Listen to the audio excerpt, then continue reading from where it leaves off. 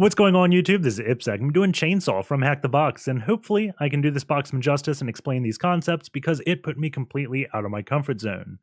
I would say, I understand Ethereum, the blockchain, and smart contracts at the level of a muggle, but before this box, I never went full-on wizard and actually interacted with any of those things, and this box makes you do all three. The foothold starts off with exploiting a smart contract with just a simple command injection vulnerability. Get on the box, and then you realize the box has IPFS, the interplanetary file system, and you go poke around that, find a SSH key, use that to log in, and then you have yet another binary to exploit that's using a smart contract system. There is a path injection vulnerability in the binary, so you can skip that whole step, and when you do and you go read root.txt, you realize that the file is not there. Well, technically, it is there because it's just hidden in the slack space of the file system, so you have to do some forensics. So with all that being said, I'm sure that sounds interesting. Let's just jump in and start doing it. As always, we start off the nmap-so-sc for default scripts, sv, enumerate versions, oa, output all formats, put in the nmap directory and call it chainsaw, and then the IP address, which is 10.10.10.142. This command can take some time, so I've already ran it. Looking at the results, we have just two ports open. The first one being FTP on port 21, and its banner tells us it's VSFTPD version 3.03. So the first thing I'm going to do is just run searchsploit on VSFTPD, and we see all known exploits are against version 2, so we can probably ignore the version number. We have the nmap script ftp-anon telling us anonymous FTP login is allowed and is giving us some files. So we'll dig into this a little later. The next thing we have is SSH open on port 22, and its banner tells us it's a Ubuntu box. So between these two services, there's not really much of an attack surface. So I'm going to do a full nmap scan to see if we can find anything that accepts more user input. There is FTP, but again, with those three files, not much you can do. So hopefully we'll find like a HTTP server or something. I'm going to do nmap-p- to do all ports. That's 1 through 65,535.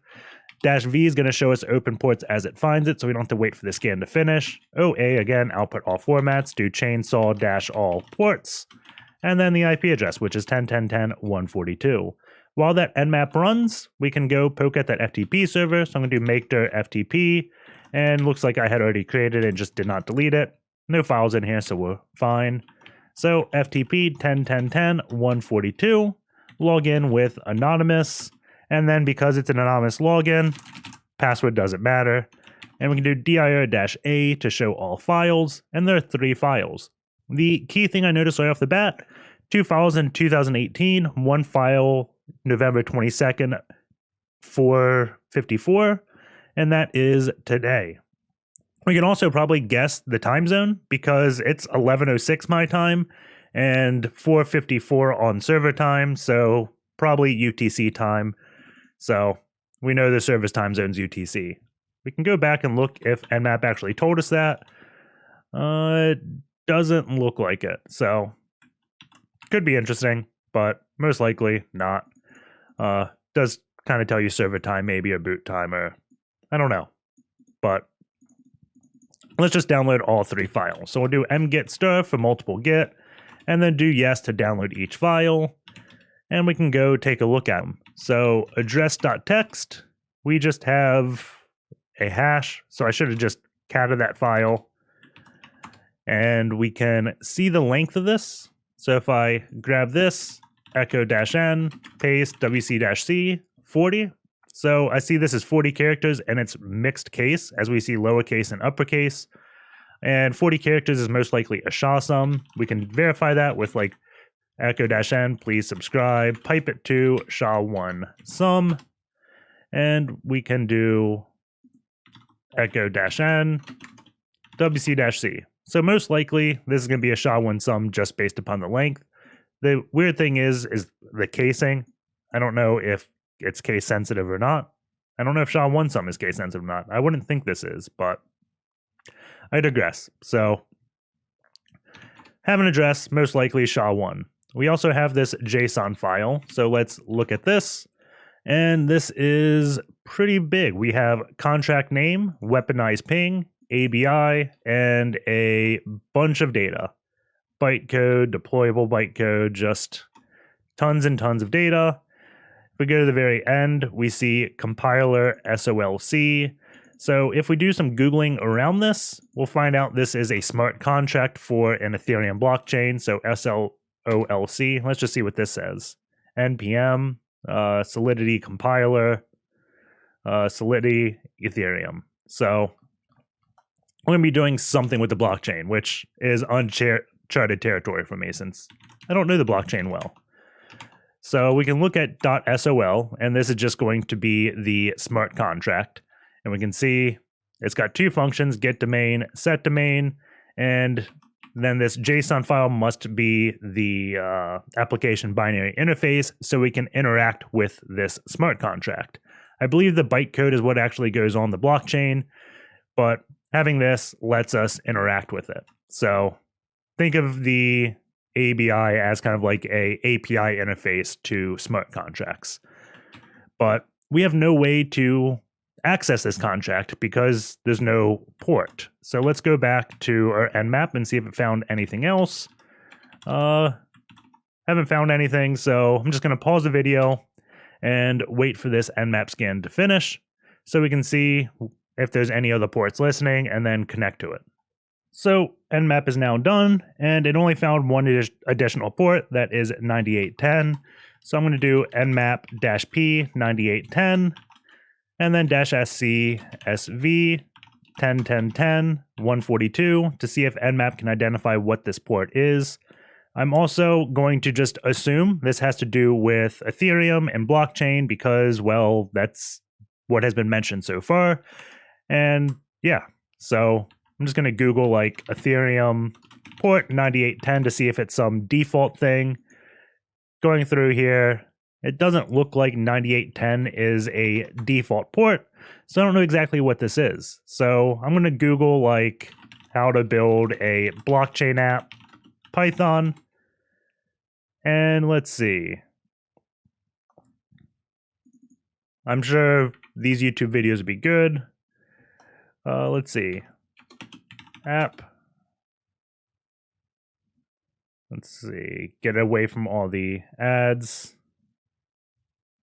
I think this is a good tutorial to get started, but generally this is the first thing I do when I go into uncharted territory, is I search for how to build it.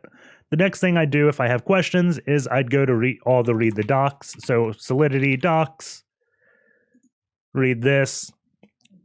Somewhere in here it tells you that you normally use like the Web3 module to connect to the blockchain. So I'd Google like Web3 Python and go to the read the docs page here.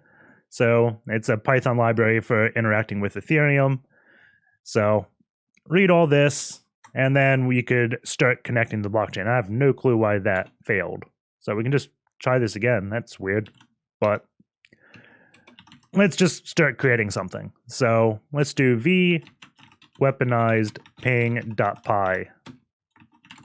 And before we do that, we have to install web3 to install the module. So I did pip3 install web3. So we can do from web3 import web3 HTTP provider. And if nmap, so seg forward once, but not the second time, but we can see it's HTTP. So if you had Googled like Web3 Connect examples, you'll see there's a few providers. So right here, providers. So you got like IPCP, WebSocket, HTTP. Because the nmap had responded with a bunch of HTTP stuff, that's why I'm loading the HTTP provider. So let's also import JSON because we have to import that application binary interface, which is a JSON file. So first thing we do is load all the configs. So load config, and we'll need the address. So we can grab this and say contract address is equal to this. Contract data is equal to json.loads, and we have to open a file. So open, and this is weaponized ping.json. and then open it for read, and then actually read the file into that. And then ABI for the application binary interface, that's going to be contract data ABI. And if we look at this file, so if we do weaponized ping.json, all that ABI command is doing is loading everything after this, because the ABI does not include the contract name. So that's all that loads. So now we have to establish a connection. So to do that, I'm just going to do w3 is equal to web3 HTTP provider HTTP 10.10.10.142 port 9810.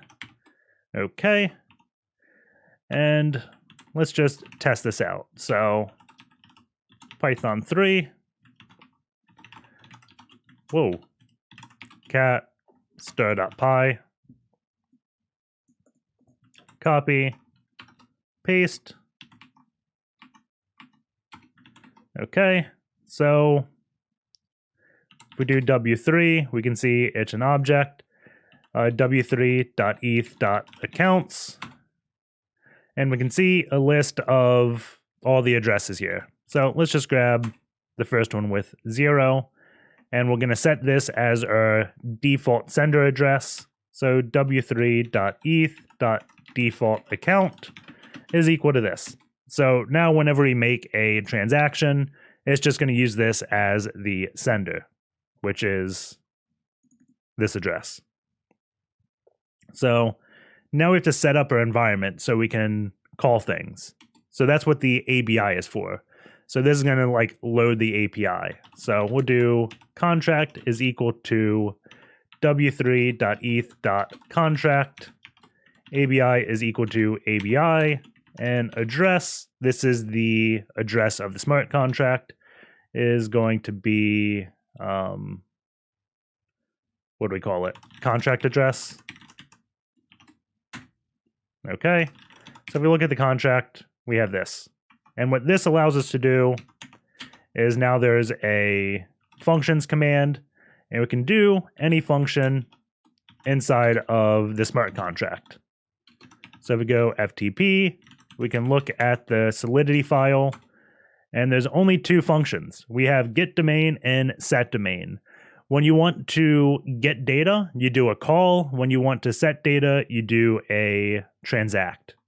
So we're going to do functions.getDomain.call. And we can see it's set to Google. So over here, we can do getDomain and just paste this. So copy, paste, and we'll just print this out. And we'll call this, whoops, print domain. Okay, so now we want to try setting a domain. So again, we have set domain and we pass it a string. So before I do this, I'm just going to do if config ton 0, and I'm at 10.10.14.3, so tcp dump -i ton 0 icmp -n because I don't want DNS. So let's do set domain 10.10.14.3 dot transact.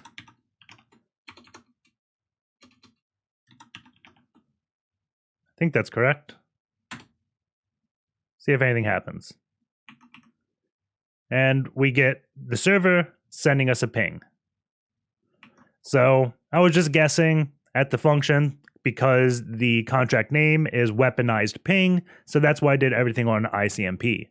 So we can try, maybe it's doing like an exec call. So we could say, do this and ping -c. I think -c is Linux. It's either -c or -n. Ping -c1 127.0.0.1. Okay, -c is on Linux. 127.0.0.1. And let's do 3. So if we see more data, we know we have done command injection and pinged multiple times. So set this 1.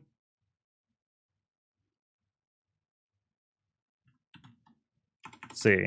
I was expecting more pings. Oh. You know what would help?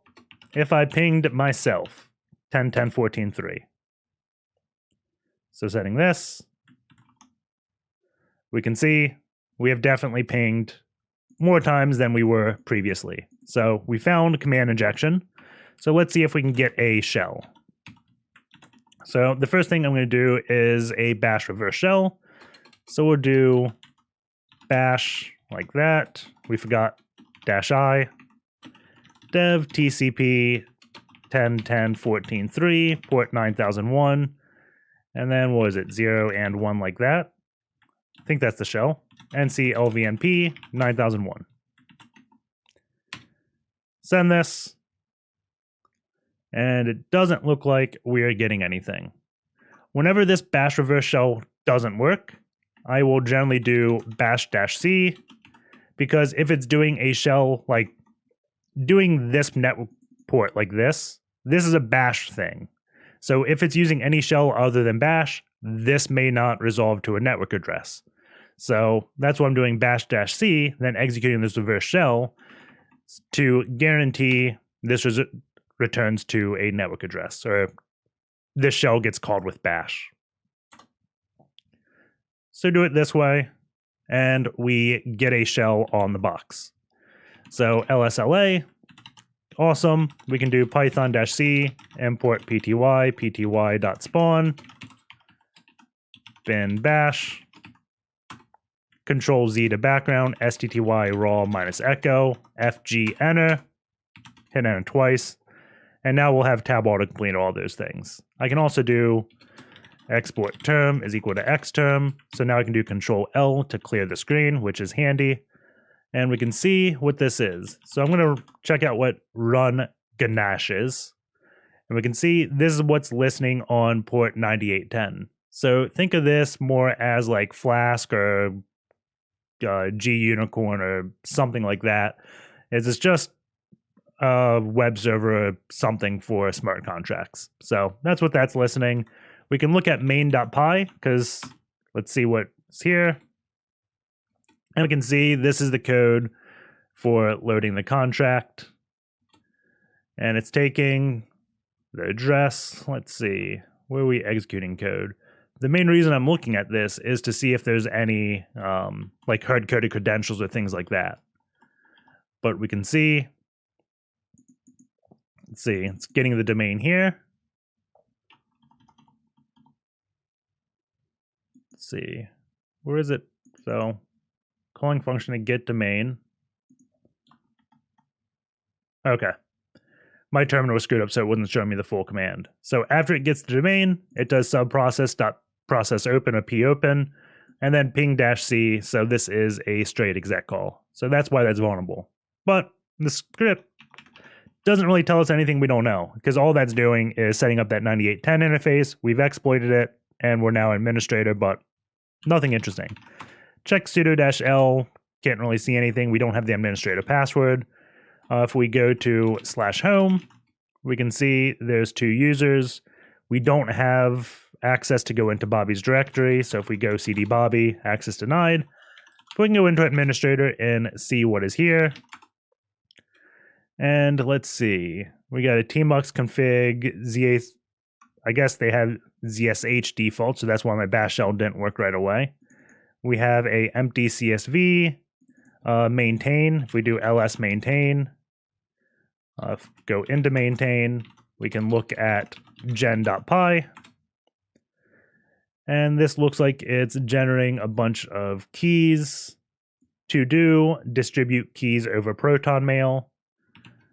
So if we look in pub, everything's a public key. We don't have private keys. So I'm guessing they use that Python script to generate SSH keys and then sent them over some type of mail. So I'm going to go lsla again and see if there's like a .mail directory or anything unique there. I don't know what SWT is. Trims.prefs, I don't know. IPFS, don't know what that is. So we look at this. We got to config blocks and things. So if we do less config and a lot of stuff I don't know. So when I hit the stuff I don't know, I'm just going to Google the technology. So IPFS, the Interplanetary File System, kind of sounds like a Beastie Boys song or something. But again, you'd go to the documents. So maybe like IPFS, read the docs. And you can see how this works. I forget where the documents were. Usage, maybe? Init. So I think it's IPFS. You probably don't need to, because you can probably just access all the blocks individually. But if you want to do it the correct way, IPFS, I think local refs. Let's see. What is it? IPFS local. Maybe it's local ref. IPFS local ref. Let's see. IPFS list all documents. ls IPS f refs. That's not it. Local. Okay. So I had them backed up, backwards. So it's IPFS refs local, and this lists everything. So we can do for I in this, do ls. Man, my terminal screwed up. Let's just fix my terminal.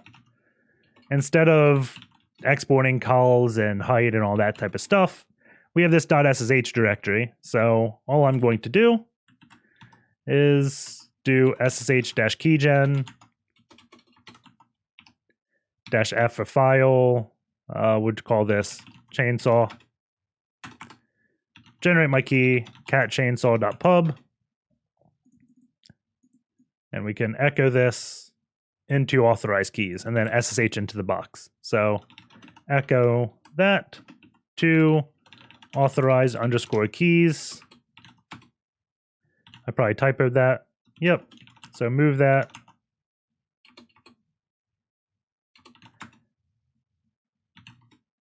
Let's see. Move this to that. Okay. chmod 600, that file. Go back to my box. chmod 600, the private key. And ssh-i chainsaw administrator at 10.10.10 142. And let's see. There we go. So now I have a proper shell because I just got in through the intended way. So it was IPFS refs local. There we go. So for I in this, do IPFS ls I. And this is going to list all the files at every chain, and we get a bunch of error messages. So what I'm going to do is say to dev null, and that's just going to hide everything going to pipe 2, which is standard out or standard error, and we can get everything. So looking at this, we have a bunch of public keys, not interesting. There is a mail log directory, and then a bunch of emails. And then I don't know what this is, but we know they said to do email out via Proton Mail. And we have emails. So let's cat etc passwd to see the users on the box. And let's see, Artie, Laura, Brian, Wendy, all set to bin false. So if we got their SSH key, we couldn't really do anything with it because we just get sent to false. Let's see. Is there any that don't? I'm just going to grep bash for etc passwd. And we see administrator or Chuck Rhodes has it, which we already are. But Bobby also has bash set. So Bobby is the key I want. let's go back to this internet planetary system command, and we want Bobby's thing. So if we cat this address, IPFS cat that, we get the email address, or the email. So we can see the whole header. There we go. Subject, Ubuntu server private RSA key from chainsaw admin at Proton Mail. And then transferring, we got this, which probably is the message, so or the public key. If we echo the unknown.b64, do they have a file name? Because I see file name bobby.key.enc. So file name here, there is not. So b64-d unknown. So this is the email that he's sending. So they've disabled SSH-Password and it says, hey, use a SSH key. So going back up here, whoops. And we can go and get bobby.key.enc. So let's copy all this.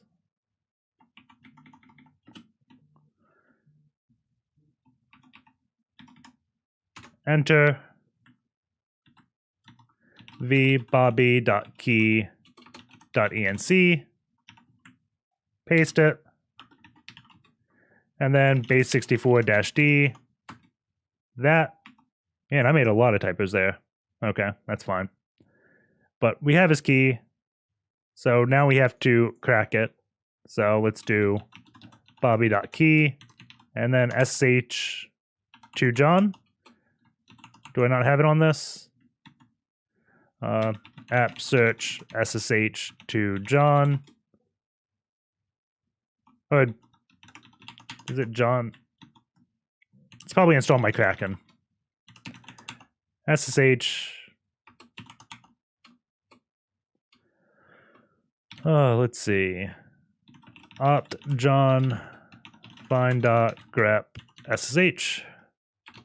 Sit in. There we go. SHNG to John. So v root SSH. So we'll do bobby.key. Paste this. And then /SSHNG2 to John on the key.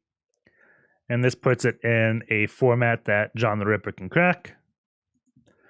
So v root chainsaw.toCrack. Paste. And then we can do John -- word list is equal to opt word list.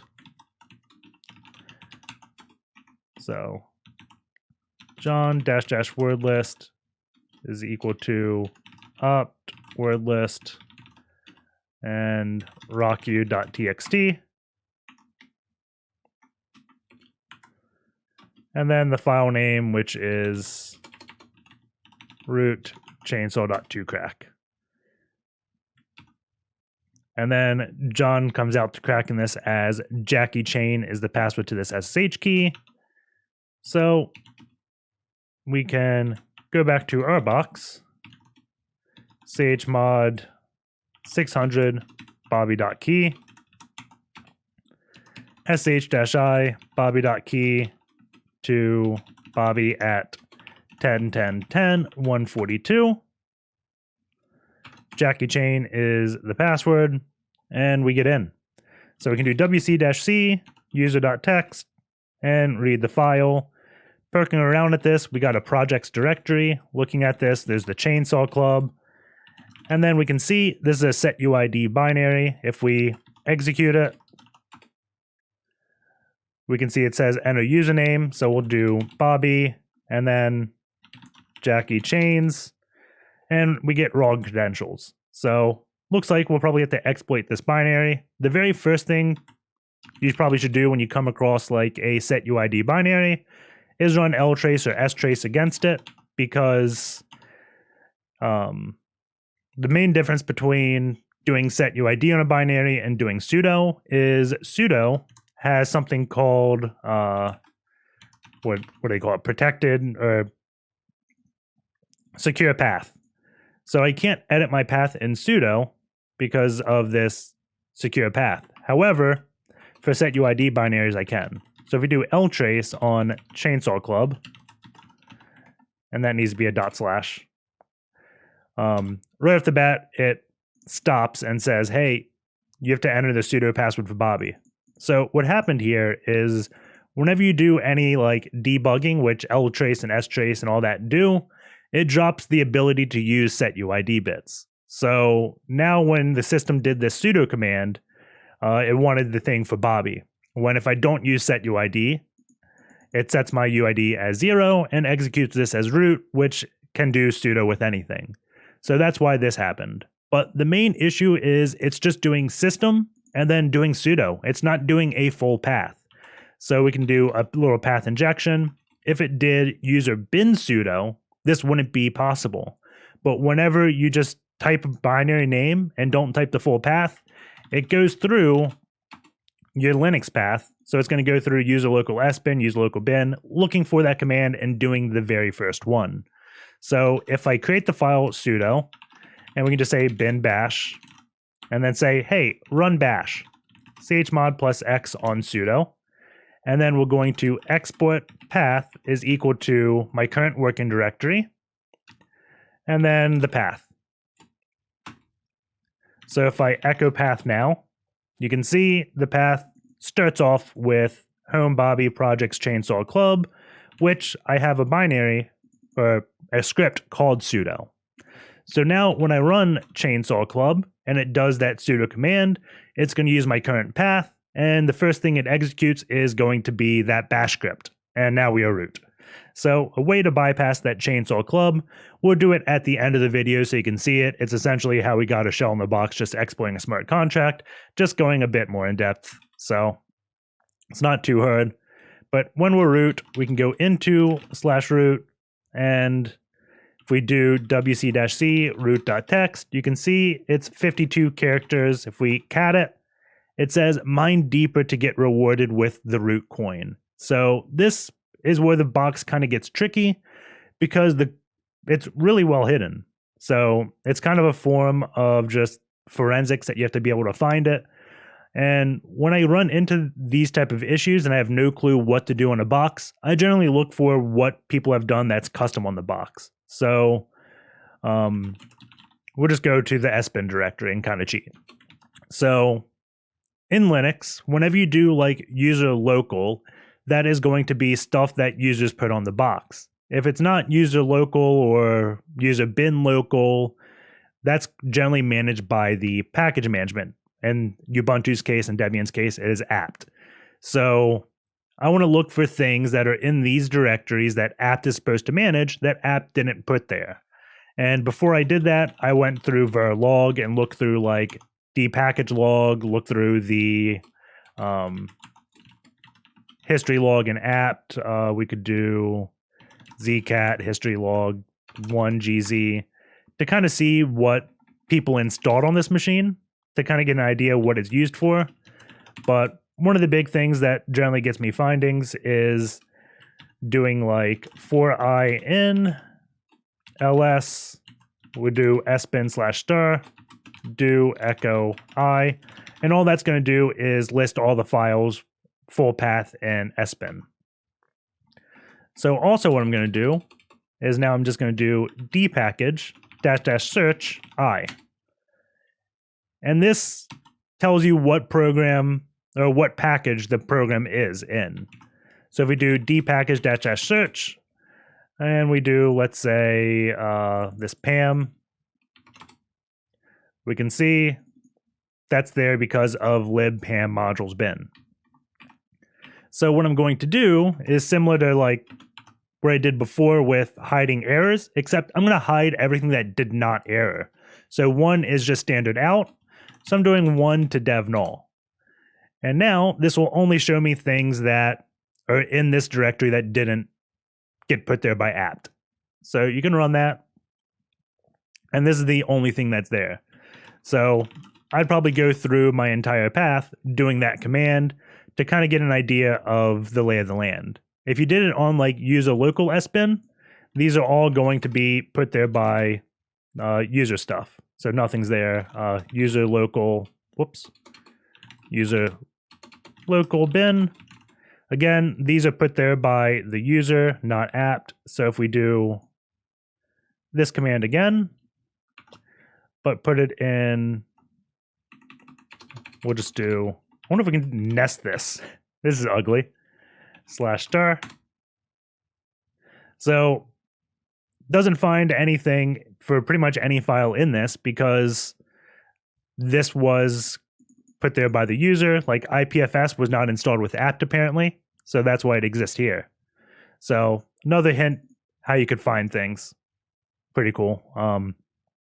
But the main thing was in sbin, and you got bmap. So if we figure out what this binary is, bmap, if we do like bmap, maybe GitHub, and read this, this is all about hiding files in Slack space. So if we go back into root and we do a wc-c on root.txt, it's 52 bytes. If we do a du on root.txt, du dash, I guess if we say human readable, you can see it's 4K, which is going to be 4096 bytes because that is a block on the disk. So if we touch one, well, we'll just touch IppSec and we do wc-c IppSec 0 and we do du-h on IppSec. Oh, 0. Let's put something in this. So please subscribe. Du-h, it's still 4K, despite us only writing 16 bytes to that file.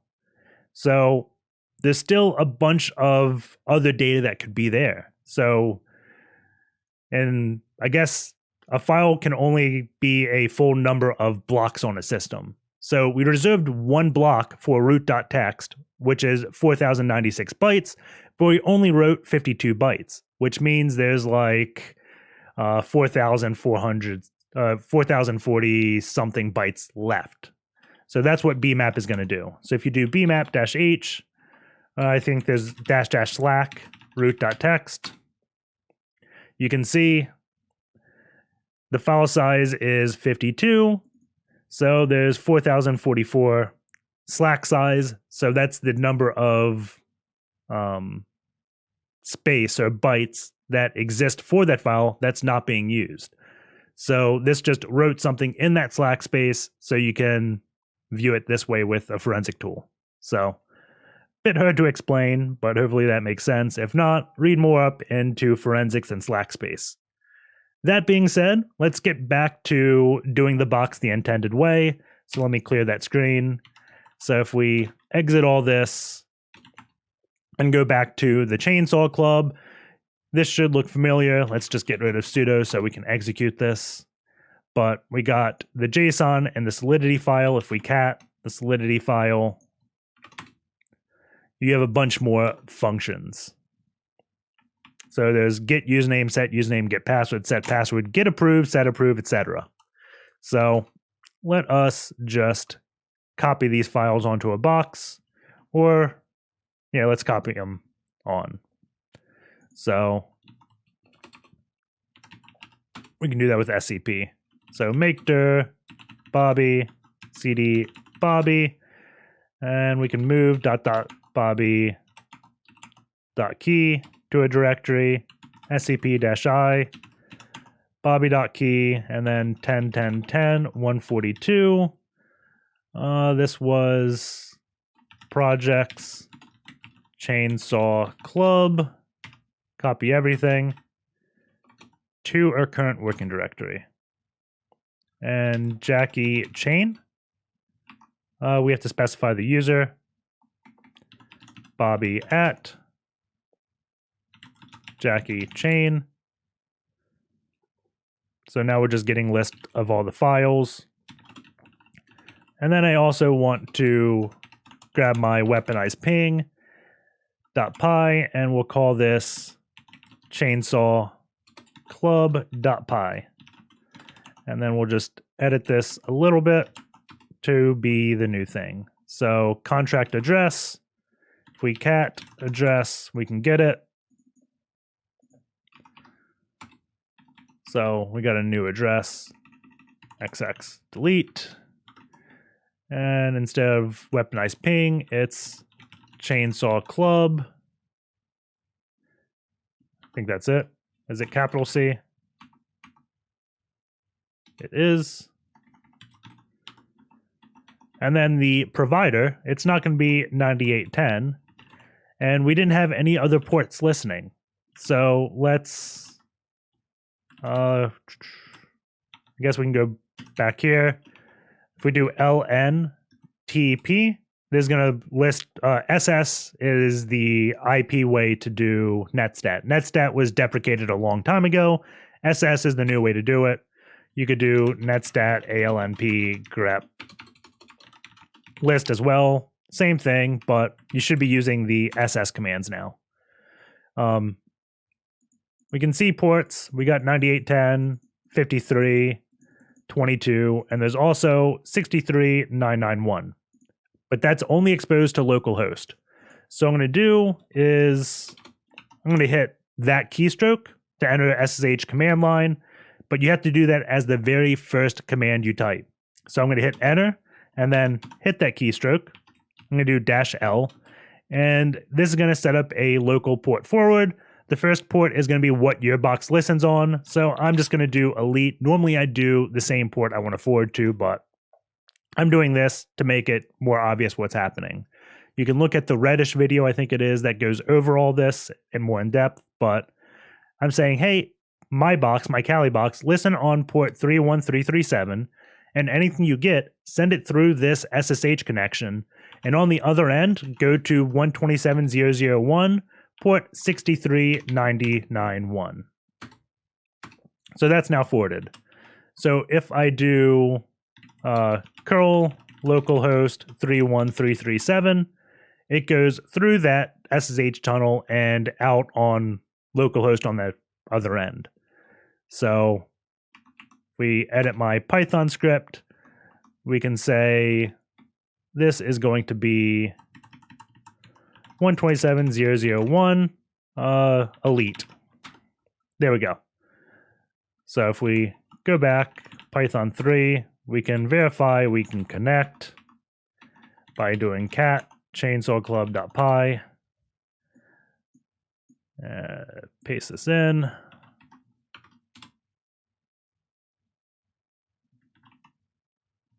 Oh, I have to get into Bobby. There we go. Okay, it looks like we are connected. So let's just edit this and let's do a sender address again. So w3.eth.default account is equal to w3eth.accounts. So now we have to load the... Why didn't I load the whole script? Maybe I wasn't typing this as I go. It's weird. Setup environment. So this is the contract is equal to w3.eth.contract. ABI is equal to ABI. Address is equal to contract address. There we go. And now we have all our functions. So actually, let's just do this all from the Python interpreter. I find that easier. So let's just copy this contract command, paste. There we go. So let's SSH is Bobby. Do Bobby at 10.10.10, 142. Jackie chains. Jackie chain. Projects. ChainsawClub. And the first thing we have to do is probably get user. So we can do contract.functions.get username and then call. And we are set to nobody. And again, if we look at this solidity contract. Maybe this would be easier to read it. ChainsawClub.sol. The first function I used was get username right here. So let's set username. So contract function set username to IppSec, and this will be transact.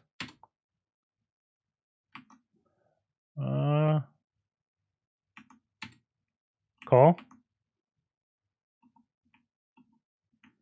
This should have worked.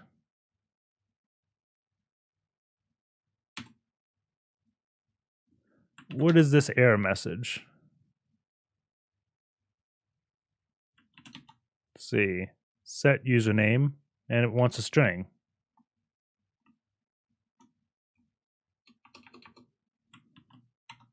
How did I do this before? Let's see. Contract.functions.function.transact.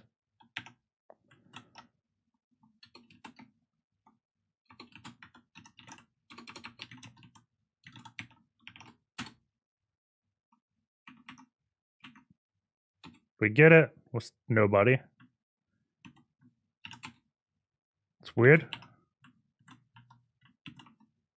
Let's see.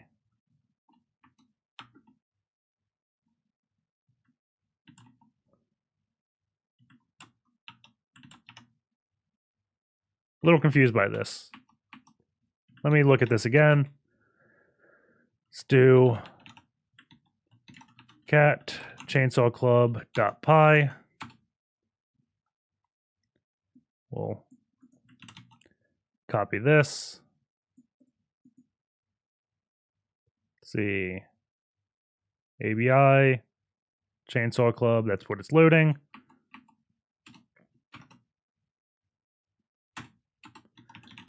Contract functions get username call nobody set username IppSec dot transact. There we go. I'm not sure exactly what was going on there, but now if we get username IppSec, he's there. So let's go to the next thing, which is password. So we're setting the password here. And if we looked at the JSON and search for password, let's see. Nobody, string password, and we got this. Bulletproof false supply. So this is the basic information of it, like the default config, I guess.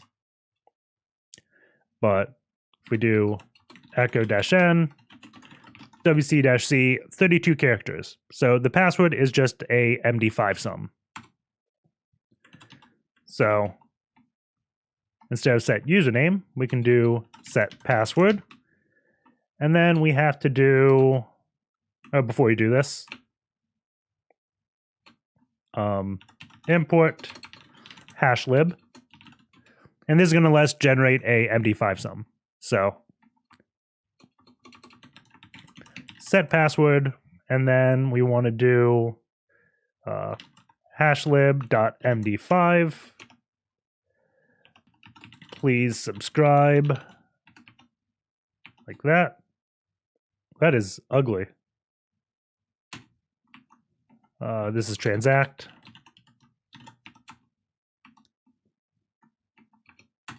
So one must be union code. So dot encode. Let's just take a step back and actually code this correctly. So pw is equal to hashlib.md5. Please subscribe. There we go. Dot encode. So now we can just do password is equal to pw and get rid of that. There we go. That code looks much cleaner.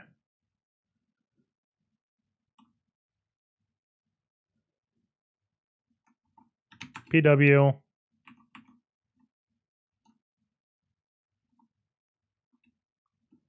I screwed something up.